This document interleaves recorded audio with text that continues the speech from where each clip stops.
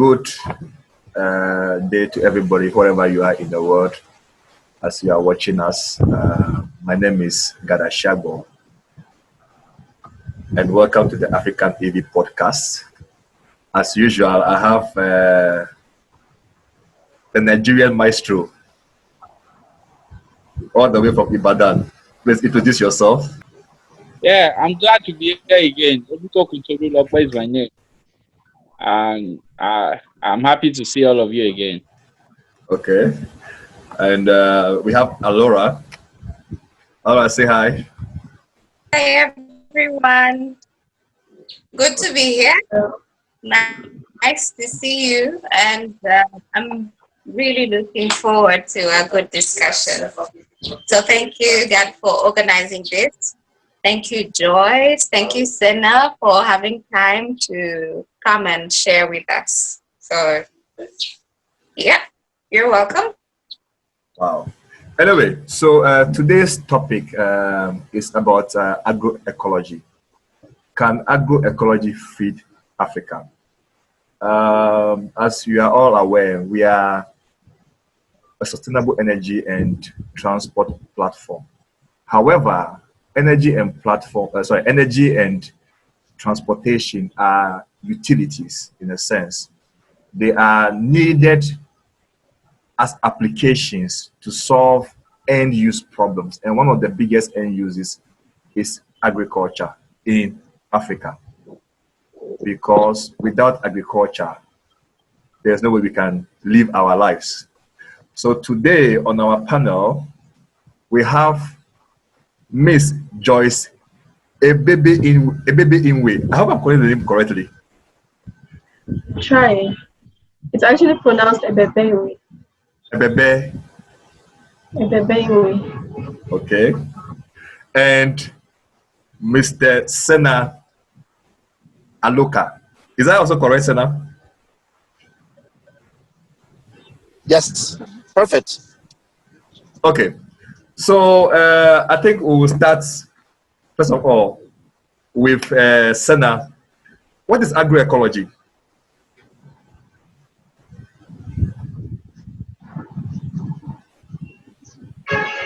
Hello? I think he has a bad connection. Yeah. No, I'm on. Okay. If you don't mind me not using my video to be able to communicate better, is that okay with you? That is very much okay. Yeah.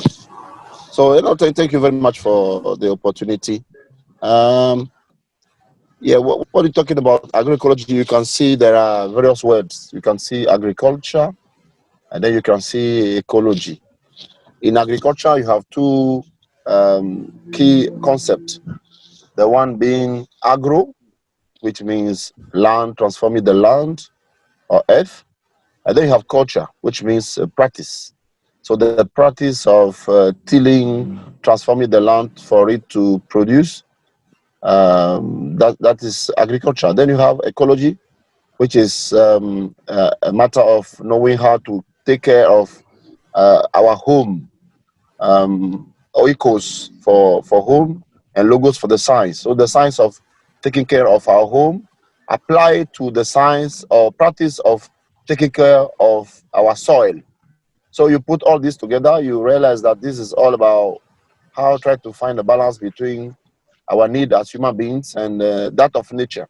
So how do we ensure that we produce food, we transform the land to satisfy our needs, and at the same time listen to whatever the earth needs for its own survival. So how do we apply ecological processes to agriculture? This is all agroecology is all about. It's all about bringing together the needs and the desire of human beings, the needs and the desire of our planet, and the need and the design of whichever inputs you are going to use in this process. When I'm talking about input, I'm talking about the land as an input, I'm talking about the seed as an input, I'm talking about the machinery as an input, I'm talking about the labor as an input. Now when I mean about the man or the woman, then I mean not only individual but also society. societal practices, societal rules, beliefs and traditions, and also their rights as human beings, and ensuring that they get the best, they improve their livelihood from whatever they were doing. And then when I mean finally the earth or the land as the third pillar of agroecology, then I mean ensuring ecological integrity, which means how do we take the maximum from the earth, from the planet, from the land, and ensuring that we give something back to it, ensuring that we don't overexploit it, ensuring that we respect its balance, ensuring that we guarantee that those who are going to use the same land tomorrow have the same opportunity like us. So and then at the end of agroecology, then you see the key principle of human rights.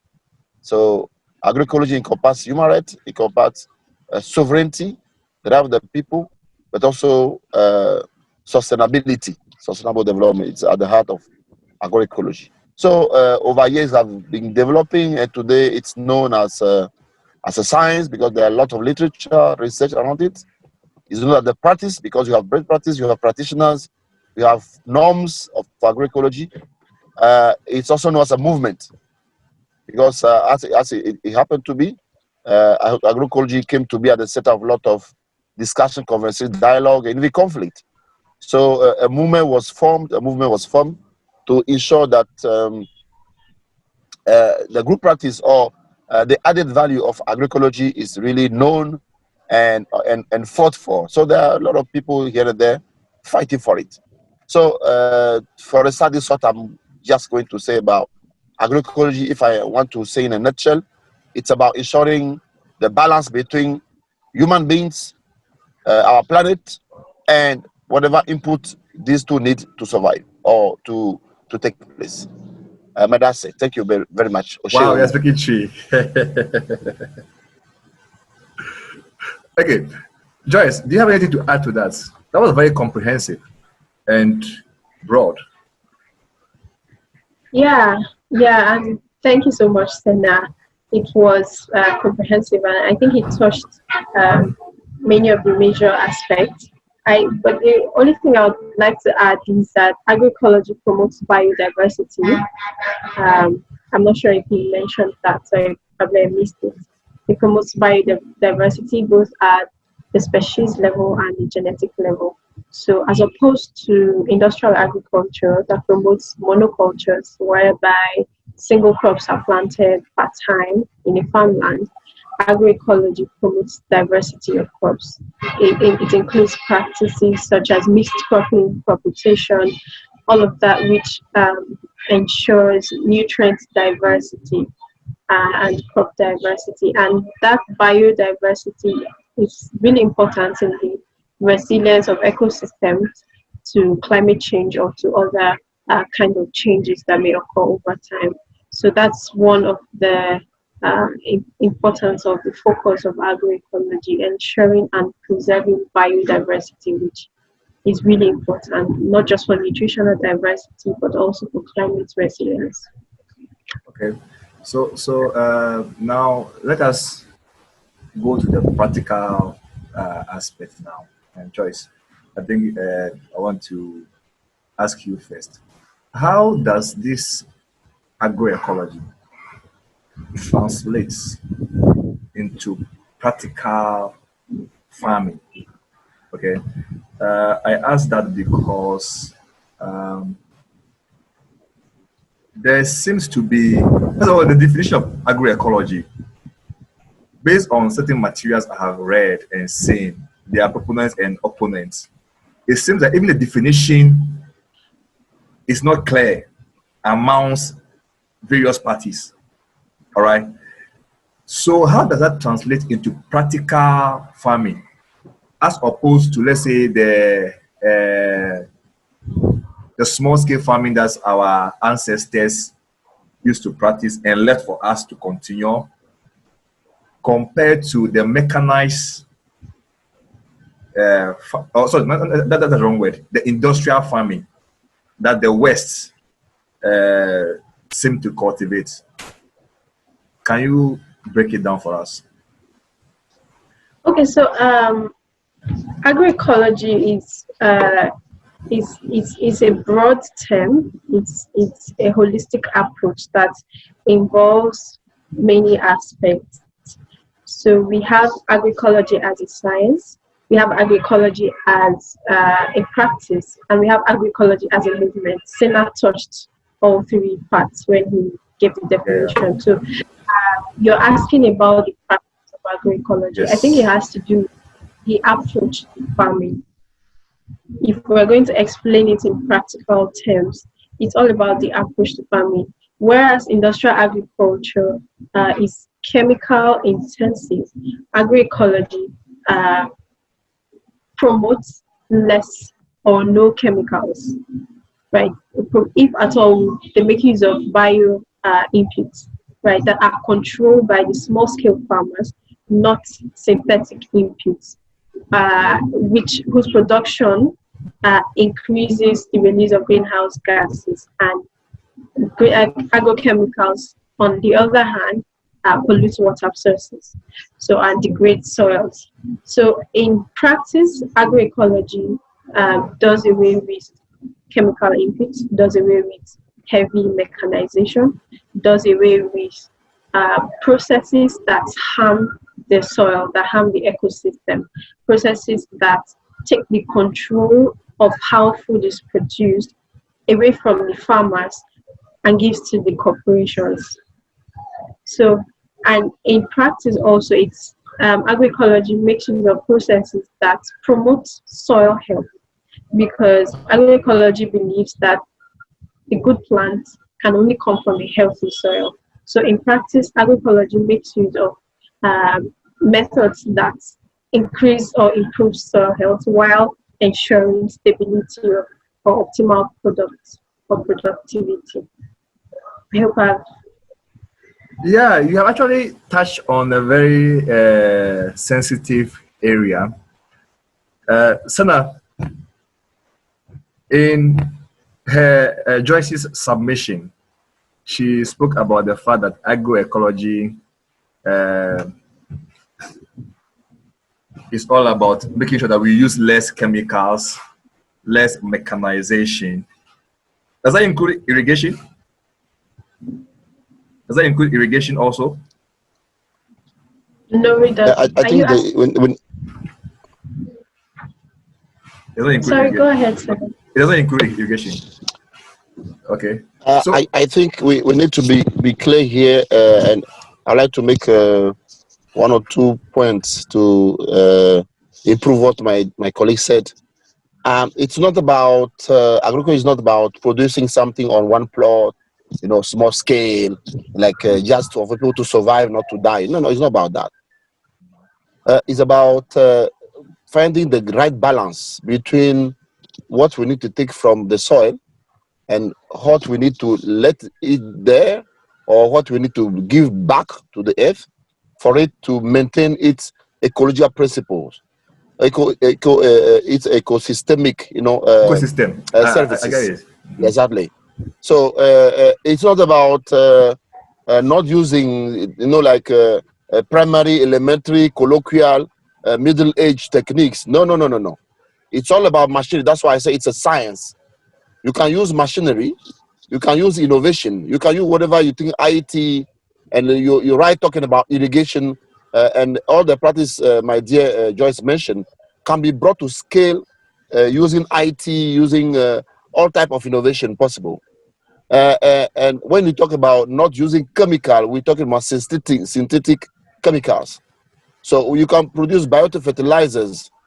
Biofertilizers are also chemicals, only that these chemicals are produced from natural process, and they are also from the farm. They are going back to the farm. So it's important to make this distinction. And what agroecology is not, that to be clear, what it is not. We're not talking about food security here. We're not talking about food security. Okay. Food security is about ensuring that people have something to eat anytime they're hungry. So anytime you are hungry, food security ensures that you have something to eat. Full stop. Agroecology is not about ensuring that you have something to eat anytime you're hungry. Agroecology is about ensuring that you yourself, to some extent, participate in the production of the food you're eating. You yourself, in some extent, are linked to what you are going to eat. If possible, you cook it yourself. You yourself, you enjoy the food you're eating. So it should be part of your local, food, the whole spectrum of food that you have in your local place. It should enhance your culture. It will enhance your health. It will increase your happiness. And it should make sure that you eat it in a very sustainable way, not just eat food and then leave half of the eat in the plate. So agroecology incorporates all this whole process, a whole value chain from the farm to the food to the bin. Okay. Exactly. But Sena, to the bin. I want us to unpack that a little bit, because you see, Africa, I read somewhere recently that we have 68% of the arable land of the world. Around, I mean, somewhere along some ridiculous figure, very high figure. Against that counterpoint, our population is about to double in the next 20-25 years. All right. Currently, we have hunger challenges. All right.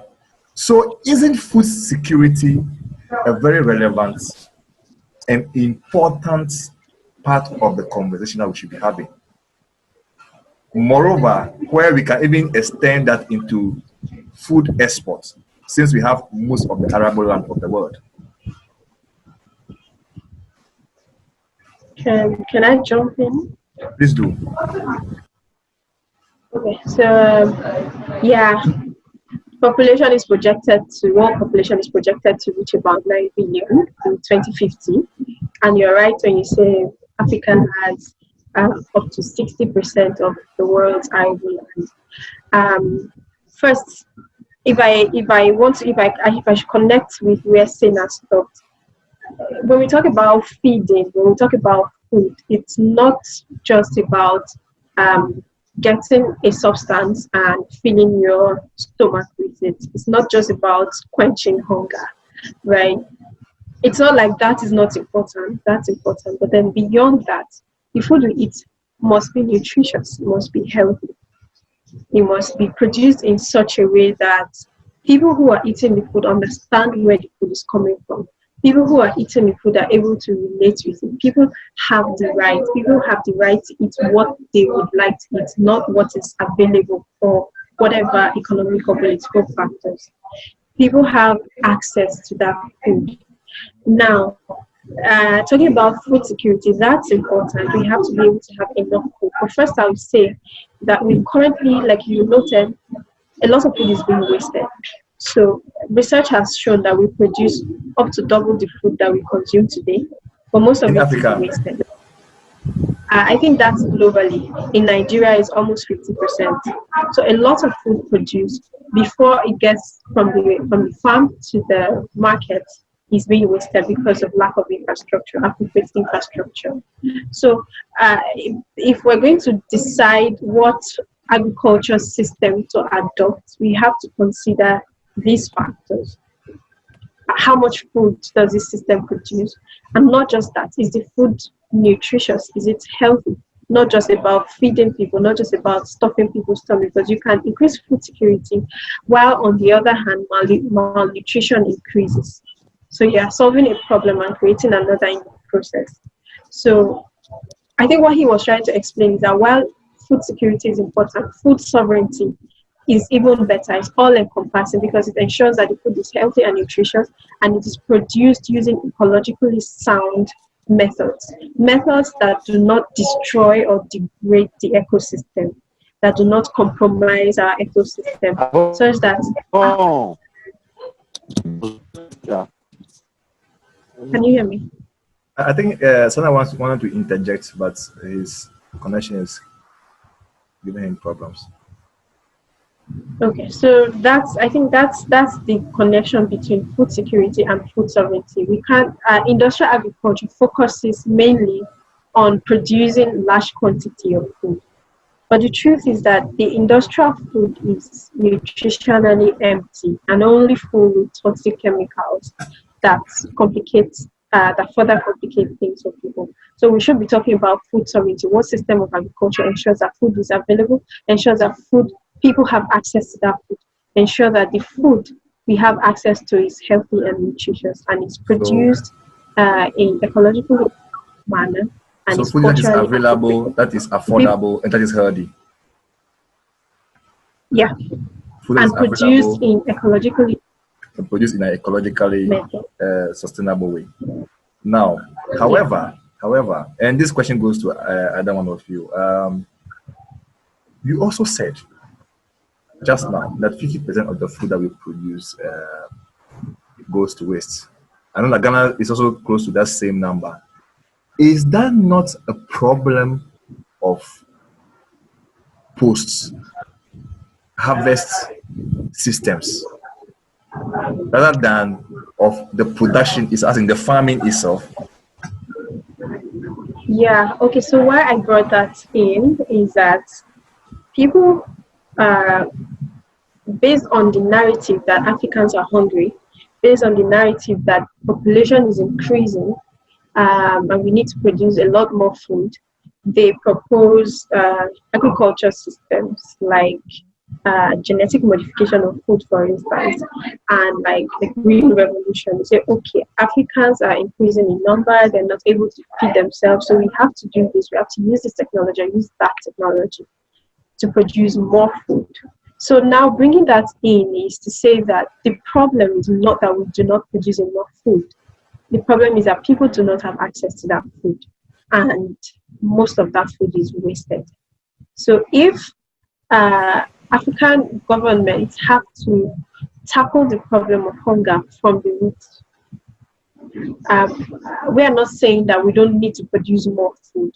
We will need to produce more food, especially if the population keeps skyrocketing as it's projected.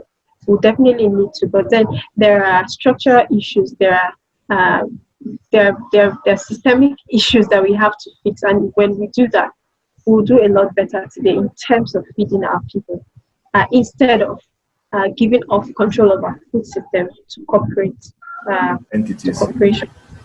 Okay, but on that note, you also seem to, like you said, talking about people losing control of our food security.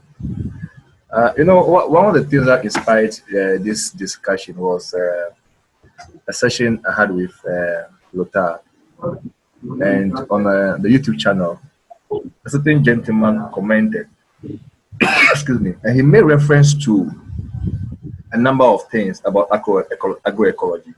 The very first point was that it was an agenda that is being pushed on Africans by certain groups, and that it's a way of hijacking the conversation so that agroecology is preaching that hybrid agriculture is not good, biotechnology is not good, mechanization is not good, irrigation is not good. As in blanket statement, which you have to a large degree clarified in this conversation. However, what about the fact that, or the thoughts out there that agroecology is also a way for other foreign entities to use various NGOs and government policy institutions to drive their own agenda? What do you have to say about that? And this goes for both you and Sena.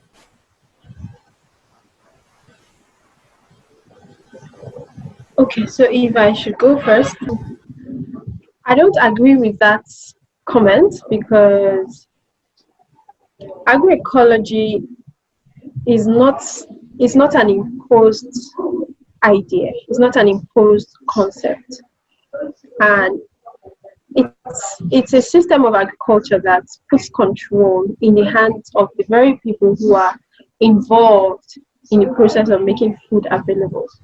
So if any idea or any concept is imported or imposed on people, it will be industrial agriculture, which takes the control off the people and puts it in the hands of a few corporations whose agenda is not to make food available for people, whose agenda is to make profits, to sell agrochemicals. So I don't agree that agroecology is an imposed narrative. It's a system that aligns with people's cultural context. It's a people that enable. Is a system that enables people to decide what food they want and to decide how they want that food to be produced. So something that puts power in your hands cannot be said to be imposed on you because you're going to be in control of it. So, agroecology system, in addition to the fact that it combines science with traditional knowledge and that it works with nature, it puts control in the hands of the people involved in the actual process of it. So what you are saying is that rather that sounds like a propaganda. That's Yeah. okay. I have a number of questions here about from where the money comes from for agroecology to its impact on. If you want me, God, to complete the what my colleague has said. Yes. I think those who think that the whole agroecology and its branding is as a way to recolonize Africa, to stop our development, from an citizens or an African citizen perspective, I don't think they are totally wrong. We are in a world where it is highly important for us as Africans to open our eyes, around whatever comes, whether it's good or something come from the Western world. So since it's not a word that's crafted in one of our African village, it's from somewhere else. So for an activist, African or Pan-African, it's okay that he or she seems that, okay, it's important that we start by doubting or putting this into criticism.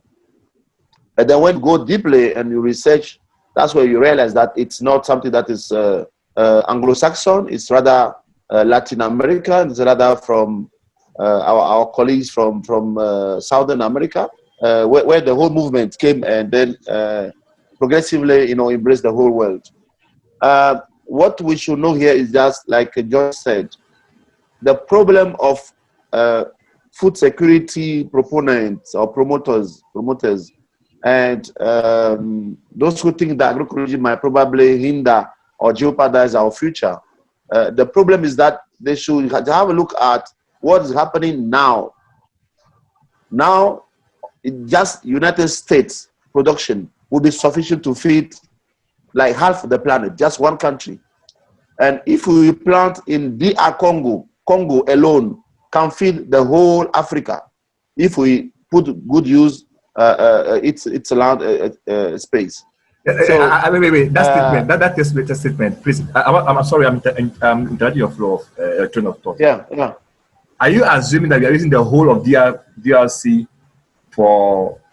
as a farm, or just part of the land of DRC?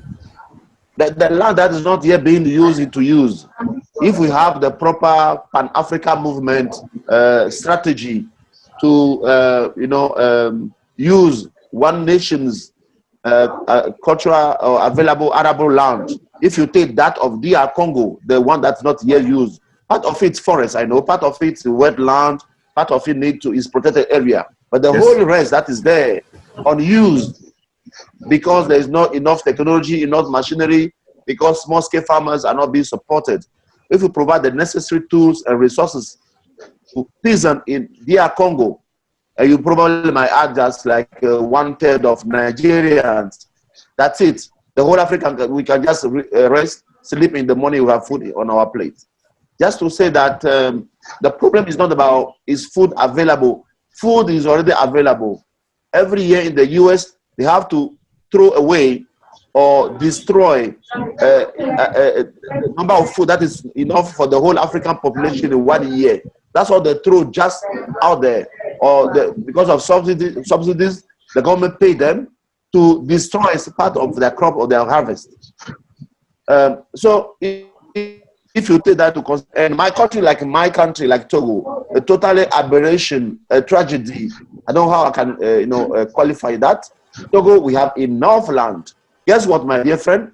We're importing tomato from Burkina Faso, onions from Niger, rice from Japan.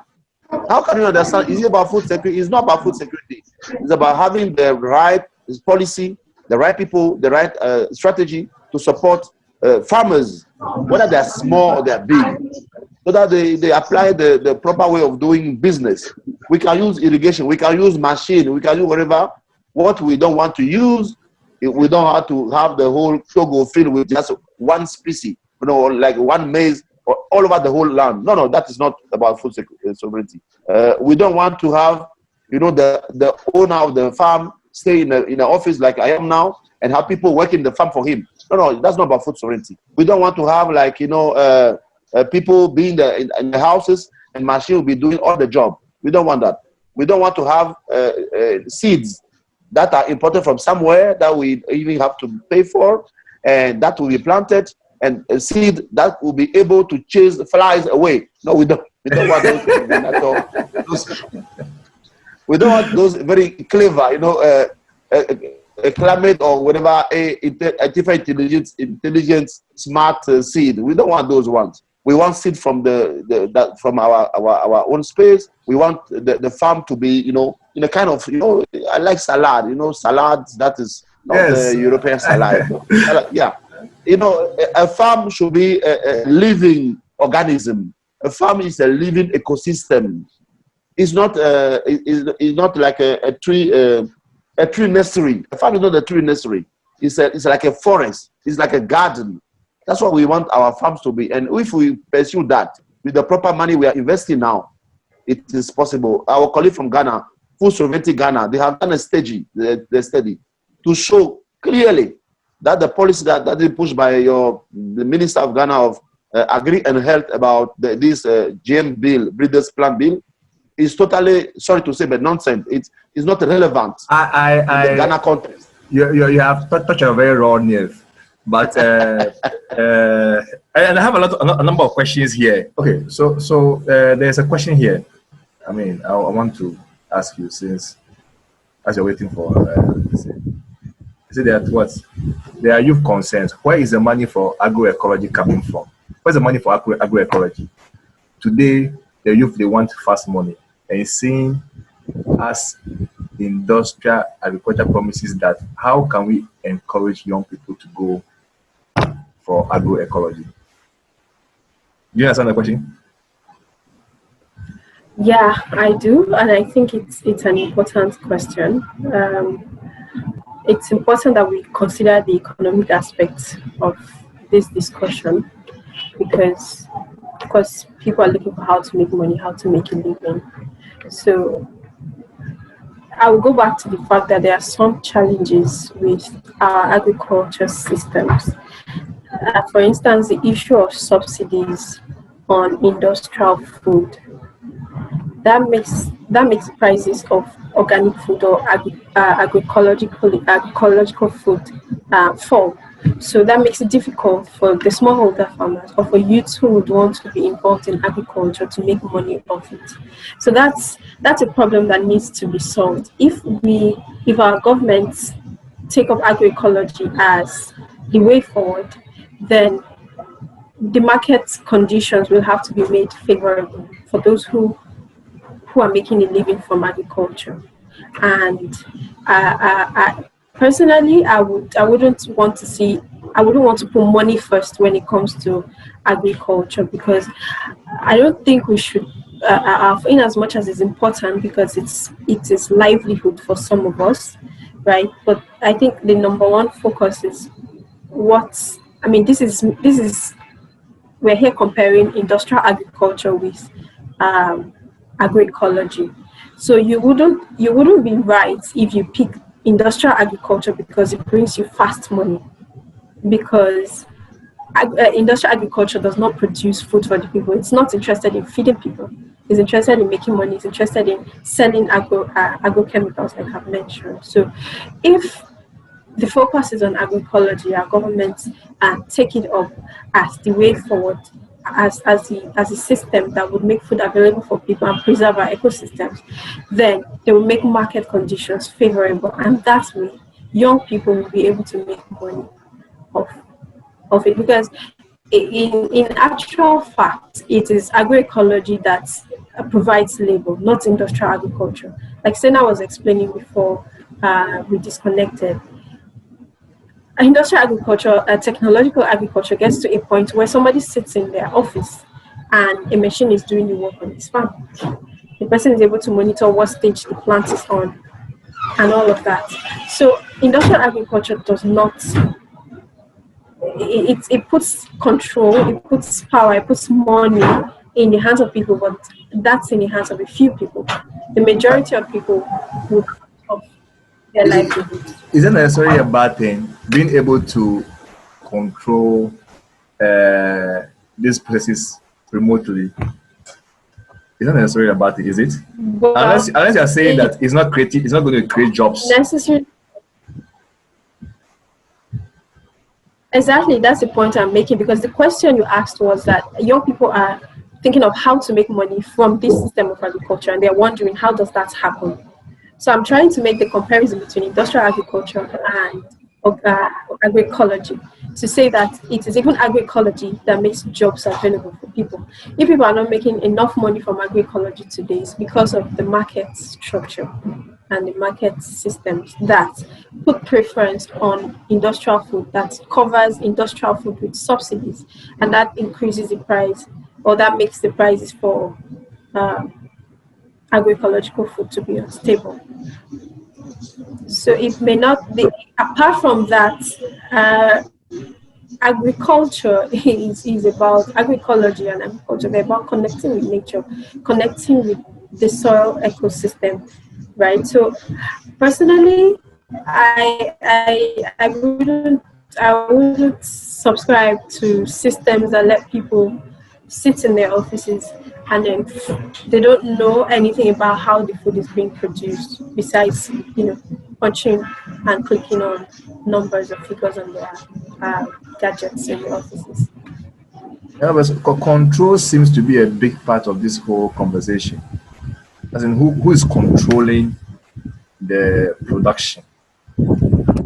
Anyway, there's also another question here about sustainable energy and agroecology. As you know, there's a push for renewable energy globally, with industrial agriculture also, and modern technologies. This poses a great challenge as well as opportunities in the space. So, well, what can we expect uh, from agroecology when it comes to this supposed sustainable energy and renewable push? Yeah, so agroecology aligns with the use of renewable energy, and I would say it should be energy systems that are not beyond the reach of smallholder farmers, who, by the way, produce bulk of the food that we consume today.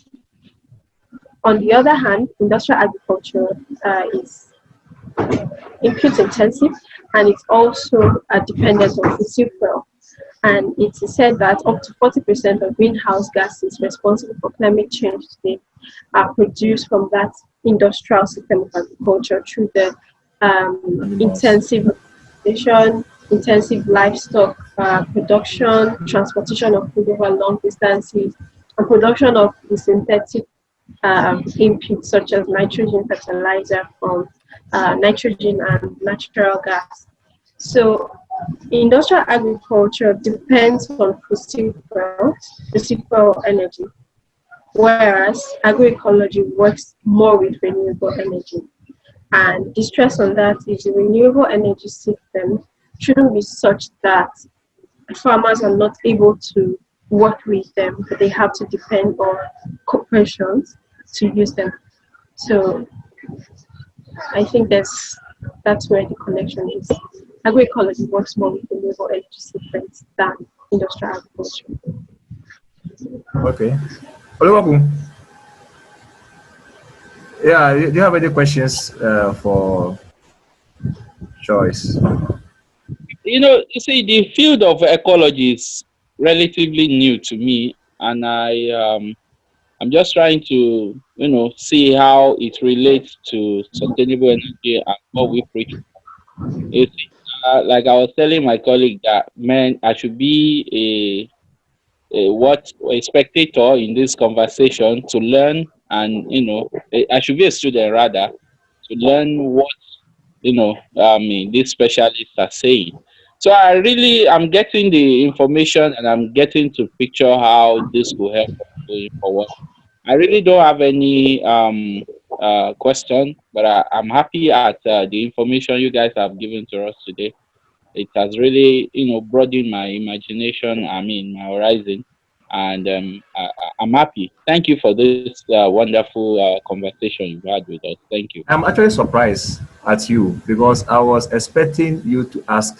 Because Sana is back with us. I was expecting you to ask about applications because you see, from Joyce's submission, she made mention of the fact that agroecology is all about moving away from this big industrial mechanization. So, in other words, agroecology is okay with this portable or mid-size equipment for farming and processing, which aligns It's, perfectly with e-mobility and renewables. um um God, don't be surprised. You know why? Because while I was listening to them, I heard that the ecology, I mean, this concept is not about industrialization or industrial farming, and going forward, I would love a situation whereby, because I've interacted with a lot of agri people here, and see the way they've been able to even grow plants in various, in their different, and all of that. So, picture what they are trying to say about, is not about the machines and codes. It's not about you sitting down and making machine works for you. And if you ask me, I'm into automation, I'm into mechanization and all of that. And when the content doesn't, really pronounce what I do, interest, I kind of get it and accept the concept. So I kind of want to learn instead of asking questions. I just want to listen to them, digest what they, and I'm okay with that. Oh, Sana and Joyce, I think you have done fantastically well because he is one of the people who really did it, was not for agroecology. So you have gotten the converts. Bravo. Sana, before we went on break, we were talking about the link between agroecology and policy. Can you please shed a little bit of light on in that? Because we know that in our space, without policy, a lot of things are not able to really work in a certain way. So, what has been some of the challenges, and do you see a way forward? In other words, in order to convince policymakers to push for agroecology?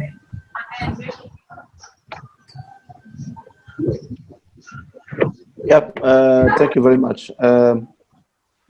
It's important to have the right policy in place. Right now, there are a lot of players in the field. A lot of players. Agroecology has its friend, but it has also its foes. Among the foes, you have the Joyce mentioned the big agri companies, the big multinationals, those who want to poison you and sell you medicine in the pharmacy. So they are there. They are the first. Then you have people from our side as well. You have our own African Union and some of its policies. And you have a big program like those supported by Bill Gates, the AGRA, the African Green Revolution program that almost swallow billions of dollars, and at the end we saw nothing in terms of revenue or what's the impact for people. And at the same time, you also have, I would like to share something with you, but I don't want to make all the presentations to you because of time. Yes. So now we're talking about policy aspect. Yes. So what are some of the obstacles, including policy, that need to be addressed very quickly if we are to, popularize agroecology in Africa? So in terms of policy barriers, as you can see here, so you have some of the whole problem about some of the international conventions. So if you take most of the key international barriers, treaties that we have, to some extent they promote monoculture and the corporate dominance versus farmers' rights or biodiversity preservation, like my dear Joyce said earlier. So we have to deal with that incoherence if we really want to achieve, be it food sovereignty or even food security. We need to address this irrelevance or incoherence.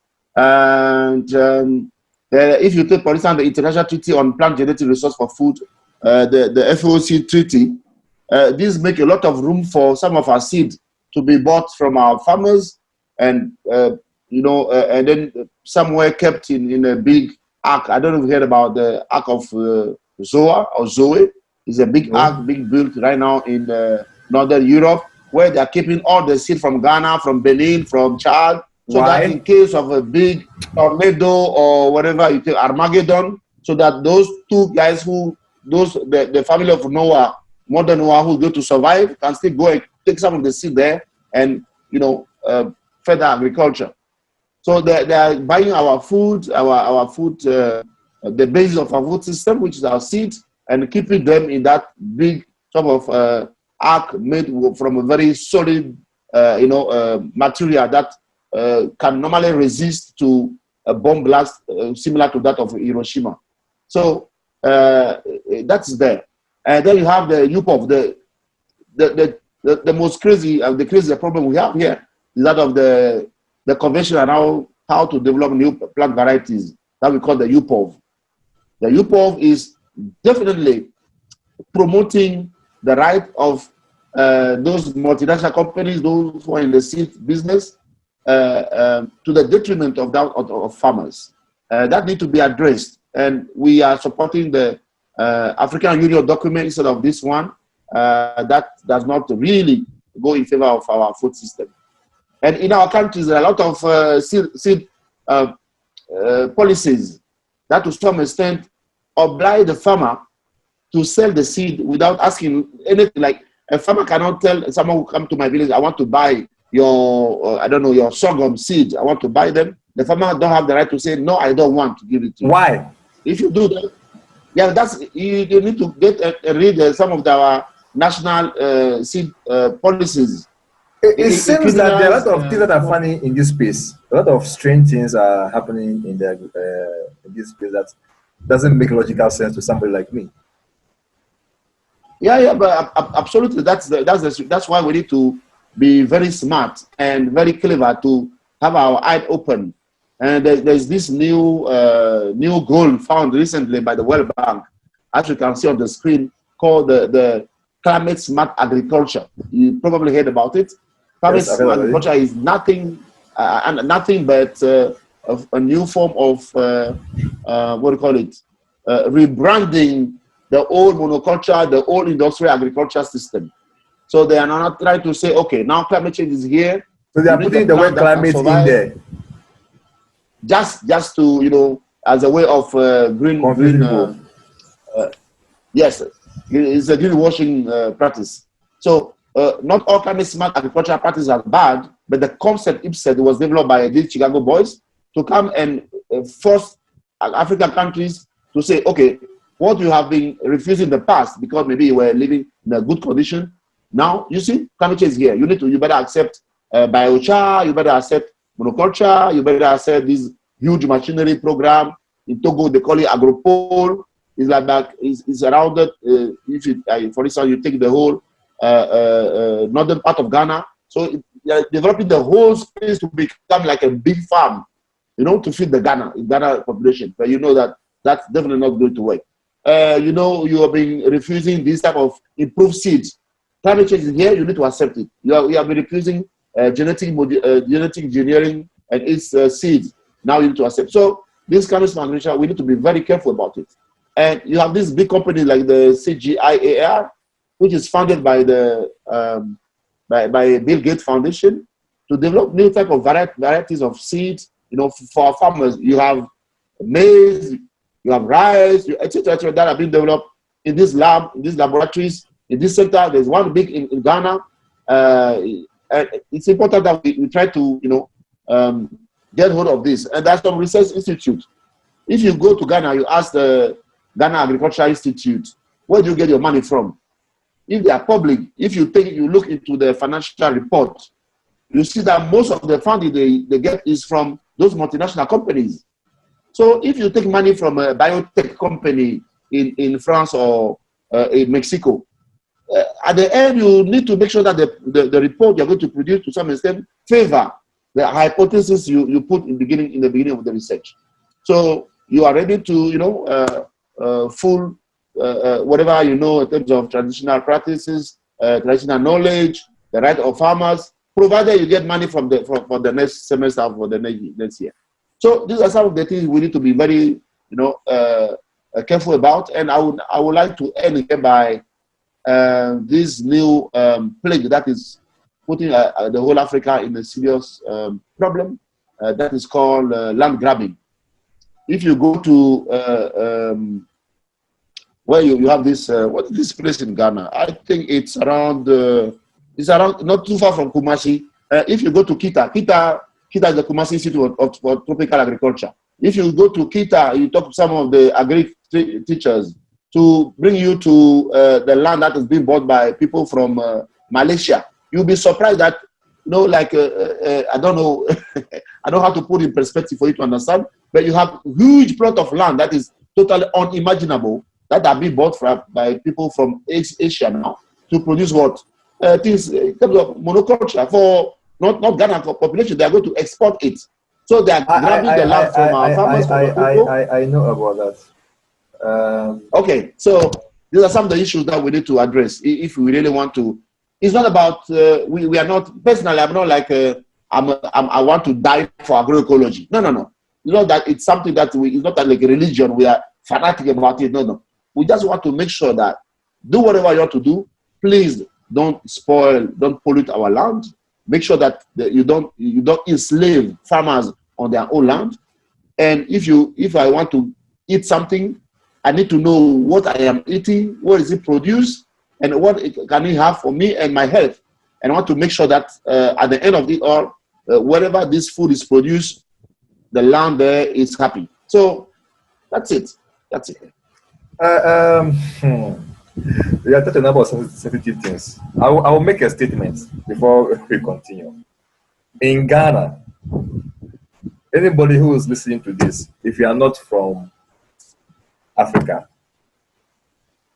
you are thinking about investing or doing this land grabbing thing, I want to send a strong message to you. The Ghanaian laws about land are radically different from most of Africa. So if you look at places like Zimbabwe, South Africa, they have this issue of lands that have been stolen by the colonial invaders for their people. Ghana, it is not so. You can, as a foreigner or a foreign entity, you can lease land for a long time. But it expires, I think, about 60 years or so.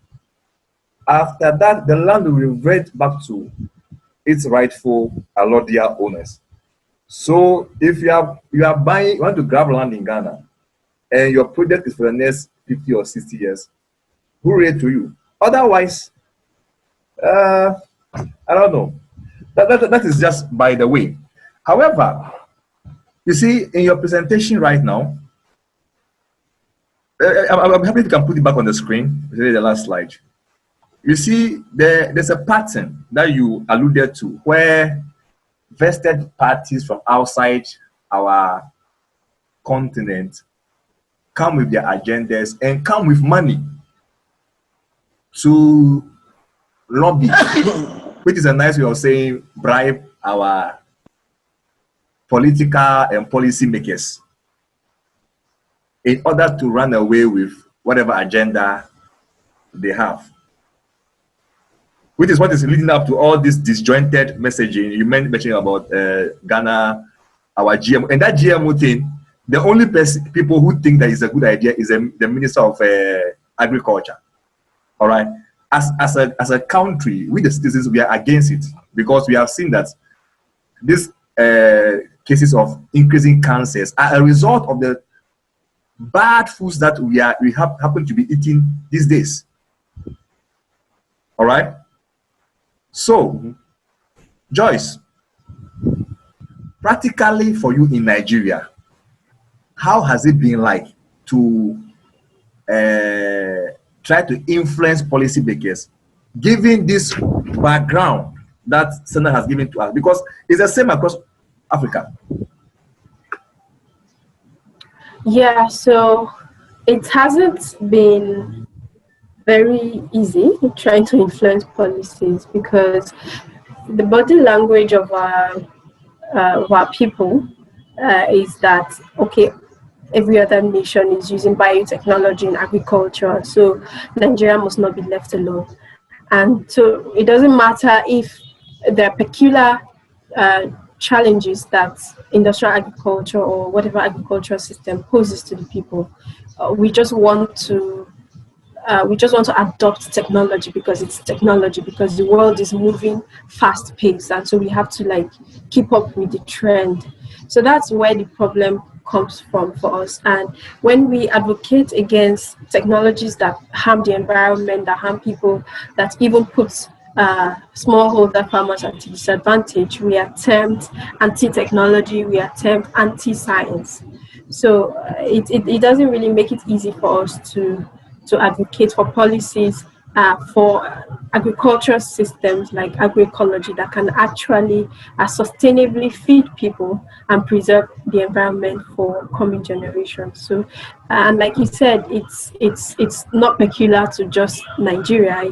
It's an issue that is being activists in Kenya are fighting against activists in Ghana, activists in South Africa. So it's something that our governments really need to wake up to. So, like you say, you don't take up a technology simply because it's available to you. We have to, as a people, look at ourselves. What is our context like? Because the people promoting these technologies or promoting industrial agriculture have contexts that are very different from our context as Africans. So Africans, we are blessed with natural resources. We are blessed with all that we really need to produce food that is healthy and culturally appropriate. What we need to fix are the issues such as lack of infrastructure, lack of access to land, poor extension services, the poor market structures that puts the smallholder farmers at a disadvantage. So Sena is right when he says we have to really look critically at some of these policies, because over time they have not helped at all. Rather, they have made things really difficult for the smallholder farmers who produce bulk of the food we eat. So we're trying to right now link up with others from other African countries, link up with other organizations, other people to call our governments to make sure that they understand what the continent needs and what works for us, and not just rely on narratives that are being imposed on us, what some people are saying about us as African. We have to write our own story. We have to project our own story. We have to find solutions to the issues that we face, because we know what the issues are better than anyone out there. Okay. So thank you very much. So, one last question, yes or no? Do you think it's a winnable fight, this agroecology fight? Is it winnable? Yes, it is. It is. It is winnable because I think the evidence is there. The evidence is there. There are studies that have proven and have shown that agroecology can actually feed the world. There's a study that reviewed for about 40 agroecology processes, and it showed that there was an increased yields of up to 113%. That's in addition to the fact that agroecology helped to trap carbon from the atmosphere and help to reduce the use of pesticides and herbicides and reduce soil degradation. So there are evidences to show that agroecology can actually feed the world. Even the United Nations Food and Agriculture Organization recognizes this. Uh, and there's a report, you may have heard of it, a report that was released by the United Nations IAASTD, that's the International Assessment of Agriculture, Technology and Development, Science and Technology, and then Development. That research was done by about 400 scientists from across the world, and it spanned over 6 years. And the conclusion of the report was that business as usual, industrial agriculture as it has been, cannot ensure food security. And they recommended that a lot of support be given to smallholder farmers who have over time produced the food that is actually being eaten by people, not food for machines. Okay. So agroecology is definitely the way forward. All right. Thank you very much. Sena, any message for whoever may be watching this at this time? Yep. Thank you very much. Just to say, I would try to let you have an eye on the. I'm sure you saw what I just shared earlier about this report that I'm recommending. God will try to write it on the screen so that my colleague can have a look at this amazing document done by Caritas with the help of CICOT about unmasking lab grab in Ghana, restoring livelihood. You'll be amazed to see that this is really what we're talking about. And if we are to support agroecology, never will we be talking about land grabbing. It's not possible. Land grabbing is a son of this whole industrial agriculture system. So if we are to stop land grabbing, restoring livelihood, ensuring that Ghana goes for Ghana and Ghana people produce for Ghana people, we need to support and embrace agroecology. But there are some good news. Let me go back to my screen and let you see. Yes. Let me share with you some of the good news that we have. That yes, it's possible. That yes, we can overcome. So you have pioneers like South Africa, like some other countries who are already showing the way. They have an agroecology official department within the government to ensure that there is a balance whenever the government wants to put any big agri program into place. This department ensures that everything is being balanced. And then you have Senegal. You can see from the left of the screen. Senegal has set up an amazing process whereby all stakeholders came together, make a statement or a report about how to promote agroecology in Senegal, and the report was handed over to the Prime Minister of Senegal, which is a huge progress. And then apart from those pioneers, you have countries like Burkina Faso. This was just last weeks back. This was in July in Kudu, northern Burkina, where the whole government is coming together. How can we source money to promote transition to agroecology in Burkina Faso? So the whole country is saying, I'm going to transition to agroecology. So it is not a joke. You will not just talking in the air. Okay. And then you have countries, bold countries like mine. I'm so proud to be Togolese, at least for once. Countries like mine that decided to ban decided to ban glyphosate. Togo is the very first country in the world to ban glyphosate. From 1st August, because there was the decree last year, a 6-month moratorium was given, and that moratorium ended on end July. So 1st August, no one is supposed to import glyphosate into my country, the first country in the world. And my country is getting ready to start its transition to agroecology. So there is a whole department within the Ministry of Agriculture here in Togo, and we have been supporting them to, facilitate this transition toward agroecology. And then you have some system that people are playing with. That you have a lot of groups here, there, like the one you see, Food Sovereignty in Ghana, You have organizations. I don't want to take you through this. Yes, for instance, you have AFSA. This is a very an amazing organization. Well known as Alliance for Food Sovereignty in Africa. It's an international organization working here and there. And then what you have next, and I'm ending here, young people. There's an amazing youth movement that is supporting agroecology in the world. So yes, it's possible. We are there very soon. La lutte continue. Merci beaucoup. Asante. Merci pas. Thank you to our reliable guests. I mean, you have been amazing. I can say for sure that I have learned so many new things today, and I've gotten a lot of clarity. The links to all the materials that they have shared, and even more, will be put in the video description below for those of you watching on YouTube right now. So just go to the video description, all the links will be there. Thank you very much. You guys have been fantastic. I think we will bring you another time, but this time it will be about equipment and energy in the space of agriculture. So processing, transporting goods and whatnot. Olukokun. All right. Thank you. Yeah. Thank you. Thank our guests. Bye. Bye everyone.